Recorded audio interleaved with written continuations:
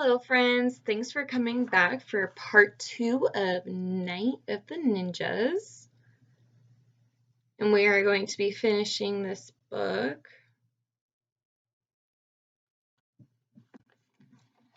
If you remember, we left off where the ninjas went into the secret tunnel and they're in a meeting right now, and Jack and Annie are waiting for the ninjas to come back. Chapter 6, Shadow Warrior. Jack and Annie went into the cave. They followed the ninja through the darkness. The back of the cave was lit with dozens of candles. Shadows danced on the walls. In the flickering light, Jack saw a dark figure sitting on a woven mat. The Ninja Master. The ninja bowed to the master. Then he stepped to one side. The master stared at Jack and Annie. "Sit," he said. Jack and Annie sat on the cold, hard floor. Squeak! The mouse poked its head out of Annie's pouch. "It's okay, Peanut," said Annie. The master stared at the mouse for a moment. When he looked at Jack, "Who are you?" he asked. "I'm Jack, and that's my sister Annie," Jack answered.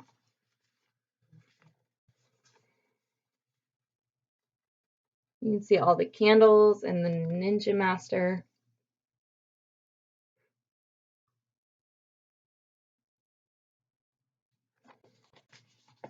I wonder what the Ninja Master is going to say.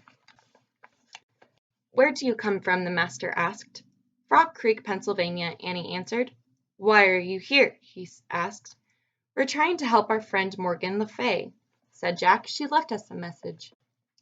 Annie pointed to the short ninja. "We gave the message to him." "You mean you gave the message to her?" said the Ninja Master. "And she has given it to me." "She?" said Jack and Annie together. The woman ninja's eyes sparkled. Jack thought she might be smiling. The master held up Morgan's note. "Perhaps I can help you," he said, "but first you must prove yourselves worthy of my help."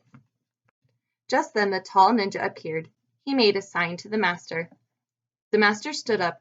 He handed Morgan's note to Annie. "We must go now," he said.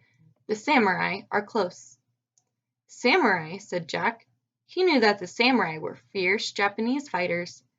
"Were they the ones in the valley?" Jack asked. "The ones with the torches?" "Yes, our family is at war with them," said the master. "We must leave before they find us." "What about helping Morgan?" said Annie. The master strapped on his sword. "I have no time now," he said. "I must go." "Can't we go with you?" said Annie. "No, there is no place for you where we are going. You must find your way back to your house in the trees." "Alone?" said Jack. "Yes, you must go alone, and beware of the samurai." "Why?" said Jack. "They will think you are one of us," said the master. "They will ask you no questions. They will show you no mercy." "Yikes," whispered Annie. "But you have seen the way of the ninja. You can practice it yourselves now," said the master. "How?" said Jack. "Remember 3 things," said the master. "What?" said Jack. "Use nature, be nature, follow nature." "I can do that," Annie said. Jack looked at her. "You can?" he said. The master turned to Jack. "Your treehouse lies to the east. That is the way you must go," he said. "How?" wondered Jack. "How do we find the east?" Before he could ask, the master bowed. Then he disappeared into the shadows. The 2 ninjas led Jack and Annie out of the cave, into the moonlight. The tall one pointed at the pine forest. Then they, too, disappeared in the darkness. Jack and Annie were all alone. Chapter 7, To the East. Jack and Annie stood still for a long moment. Annie spoke first. "Well, I guess the tall ninja was pointing to the east," she said. "I guess that's the way we go." "Wait," said Jack.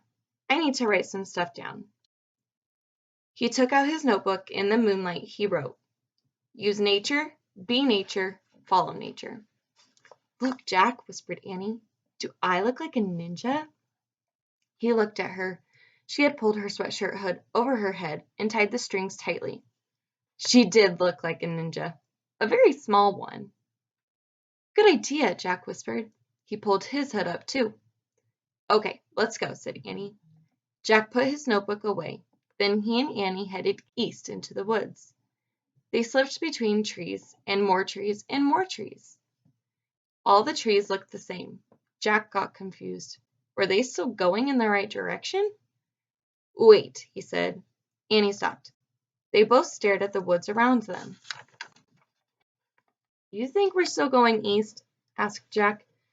I guess so, said Annie. We can't just guess, said Jack. We have to know for sure. How do we do that? Said Annie. We don't have a compass. Just then the master's words came back to Jack. The ninja master said to use nature, he said. How do we do that? Asked Annie. Wait, I remember something, he said. Jack closed his eyes. He remembered something in a camping book. Now, what was it? He opened his eyes. I've got it. First, we need a stick, he said. Annie picked up a stick. Here, she said. Great. Now we just need a space with moonlight, said Jack. There, said Annie. They moved to a moonlit space between the shadows. Now push the stick into the ground, Jack said. Annie pushed the stick into the ground. The stick's shadow looks like it's more than 6 inches, said Jack. What do you think? It looks like it, said Annie. Okay, then that means the shadow's pointing east, said Jack. Neat, said Annie. So that way is east. Jack pointed to a new direction. At least I hope it is. We're real ninjas now, said Annie. Yep, said Jack. Maybe we are. Come on. They took off, heading east, they hoped. Soon they were out of the pine woods and walking down the rocky mountainside. They moved slowly from rock to rock. Finally, they rested against a giant rock.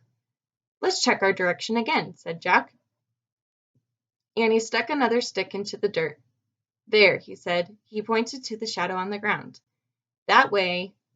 Annie peeked over at the rock, down the mountain. Yikes, she said softly.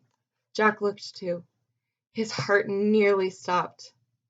What do you think it is? Any ideas?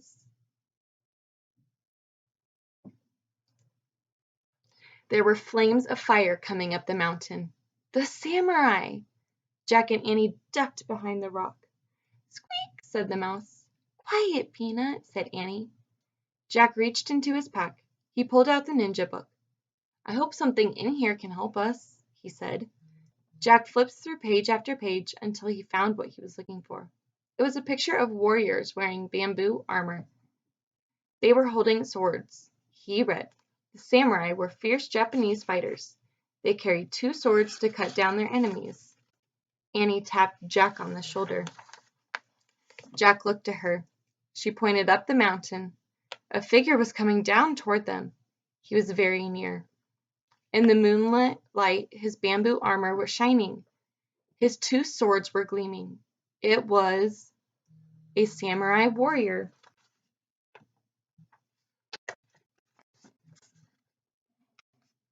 Oh no.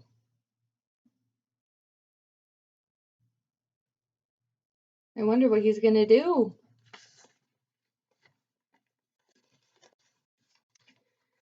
Chapter 8, Dragon Water. Jack and Annie crouched together. Samurai were on both sides of them now. They were trapped. Jack pressed against the rock. The warrior stepped closer and closer.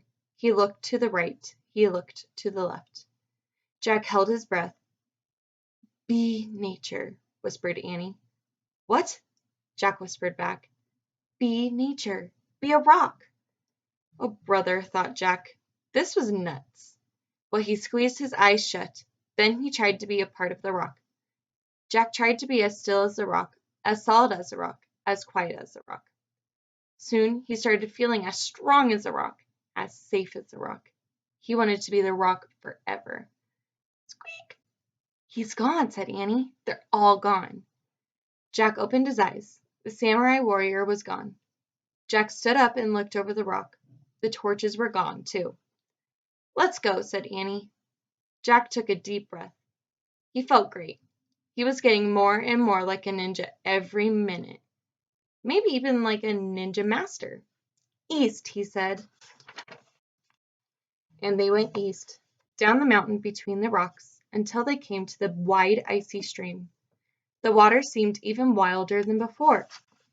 I don't see the treehouse, said Annie. Jack looked across the stream to the dark grove of trees.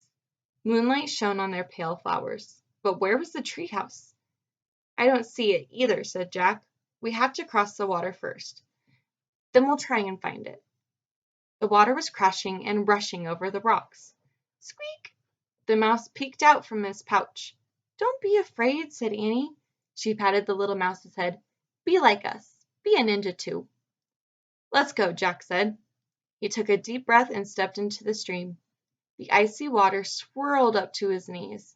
The current knocked him over. Jack grabbed some weeds. He held on tight as water swirled around him. He was freezing to death. Jack, Annie grabbed Jack's arms. She helped him back onto the bank. That was close, said Annie. Jack wiped his glasses. Luckily, they hadn't fallen off in the water. Are you okay? Said Annie. Not really. He was chilled to the bone. We'll never get across, said Annie. Well, we'll drown if we try, or freeze to death, said Jack. He pulled off the hood of his sweatshirt. He didn't feel much like a ninja anymore. Annie pulled off her hood too. She sighed. What can we do? She said. Squeak!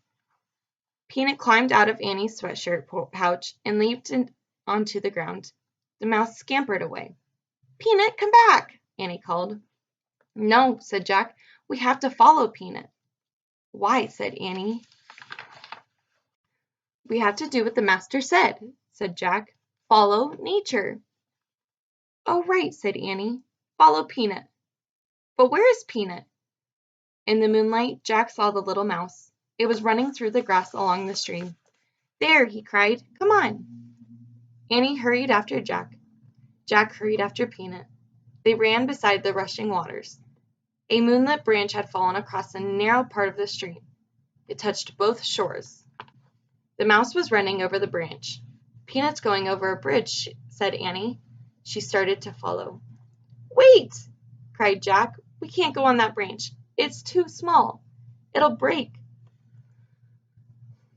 Chapter 9. Mouse Walk. The mouse vanished into the tall grass on the other side of the stream. Jack and Annie stared at the tree branch. We have to try to cross it, said Annie. We're supposed to follow nature. Forget it, said Jack. It's too little. It'll crack in a second. Maybe if we pretend we're mice, we can do it, said Annie. Oh, brother, said Jack. Not again. If you could be a rock, you can be a mouse, said Annie. Just be teeny and light and fast.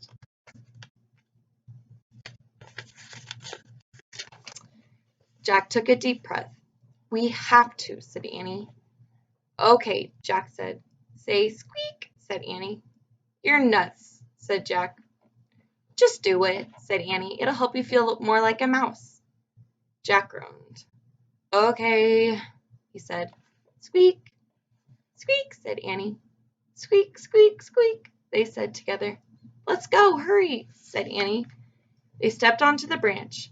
I'm teeny, I'm light, I'm fast, he thought. Then he darted across the branch. Jack moved so quickly he didn't think about anything except getting to the other side. He forgot the wild, freezing water. He forgot the smallness of the branch. Suddenly, Jack was on the other side. Suddenly, Annie was right beside him. They laughed and fell together into the grass. See, the branch didn't break, said Annie. I guess it was big enough, said Jack. I guess we just had to think the right way. The peanut way, said Annie. Yeah, said Jack, smiling. He felt great. He was still wet from his fall into the stream, but he didn't mind anymore. Jack pushed his glasses into place and stood up. Okay, now we just have to find the treehouse, he said. No, we don't, said Annie. She pointed up. The treehouse was outlined against the moonlit sky, high in a tree, surrounded by white flowers. In the distance came the sound of voices. Then Jack saw flames. "The samurai are coming back," said Jack. "We have to go." "Where's Peanut?" said Annie. "We can't leave Peanut." "We have to," said Jack. The voices of the samurai were getting closer, so were their torches. "Come on," said Jack. He grabbed Annie's hand. He pulled her toward the rope ladder. "Oh, Jack," she said sadly. "Go, go!" Annie started up the rope ladder. Jack followed. He felt sad too. He liked that little mouse now. He liked it a lot. They climbed up and up. Just before they get to the top, Jack heard it. Squeak! "Oh, wow!" cried Annie. "Peanut's inside!" Annie pulled herself into the treehouse. Jack followed. He gasped. Someone else was in the treehouse too. A dark figure was sitting in the corner. "You have done well," the figure said. It was the ninja master. "You have followed the way of the ninja," he said. "Oh man," breathed Jack. Squeak! The master was holding Peanut. "Take good care of your little helper," he said, handing the mouse to Annie.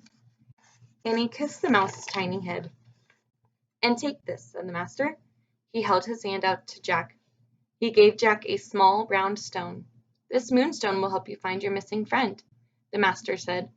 Jack stared at the stone. What was it? Was this one of the 4 things?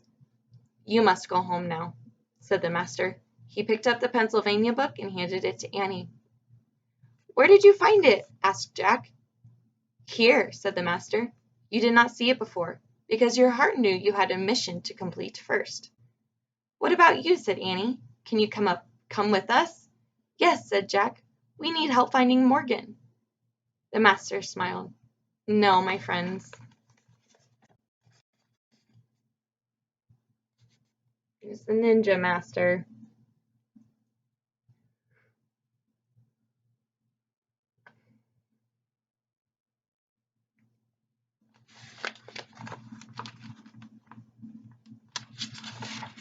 "I must stay here. There will be more help along the way, but you must find the way on your own." Annie opened the book. She found the picture of Frog Creek. She pointed to it. "I wish we could go there," she said. The wind started to blow. The white flowers started to shake. Clouds covered the moon. "Remember," the master said, "keep a kind heart." Then he swung silently down the rope ladder. He disappeared into the dark night. "Wait!" Jack called. There was so much he wanted to ask about the master, about nature, about ninjas, about their mission. But the treehouse started to spin. It spun faster and faster. Jack gripped the stone in his hand. He squeezed his eyes shut. Then everything was still. Absolutely still. Chapter 10. Night, Peanut. Jack opened his eyes. Then he opened his fist. He stared at the moonstone in his hand. It was clear and smooth. It almost seemed to glow. "We're home," said Annie. Squeak! Annie and the mouse were looking out the window. Jack looked with them. The sun was setting in the distance. No time at all had passed in Frog Creek. They heard their neighbor's dog Henry bark. They heard crickets chirping. Out in the distance, they could see their dad step out of their house. He stood on their porch. "Jack, Annie," he called. "Time for dinner." "Coming," Annie shouted. Jack sat back on his heels. He looked at the moonstone again. "I guess we have one of the 4 things," he said. "We'll look for the other 3 tomorrow," said Annie. Jack nodded. They had a lot more work to do. He put the moonstone in his pocket. He pulled on his pack. "Ready?" he said. "Wait," said Annie. She took off one of her sneakers. She pulled off her sock. Then she put her sneakers back on. "What are you doing?" said Jack. "I'm making a bed," she said. "A what?" "Bed, you know, for Peanut to sleep in." Annie picked up the mouse. She tucked it inside her sock. "Night, Peanut," she said softly. Squeak! "Oh, brother," said Jack. Annie held the mouse close to Jack. "Kiss it good night, Jack," she said. "Don't be silly," he said. "Let's go." "Thanks for helping us." Annie said to the mouse. Here's the picture. She's making a bed for Peanut to sleep in. That's so kind.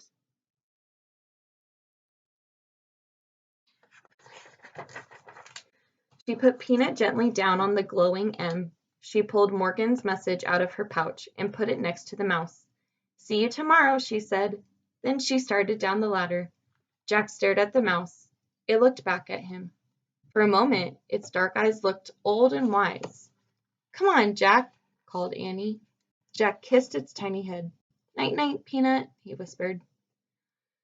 Then Jack headed down the rope ladder.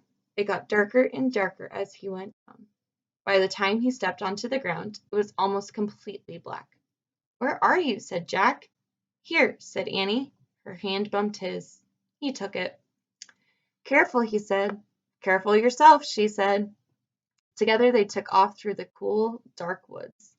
They moved silently and swiftly, two shadow warriors returning home. The end. Thanks for listening to the ending with me, friends. Bye.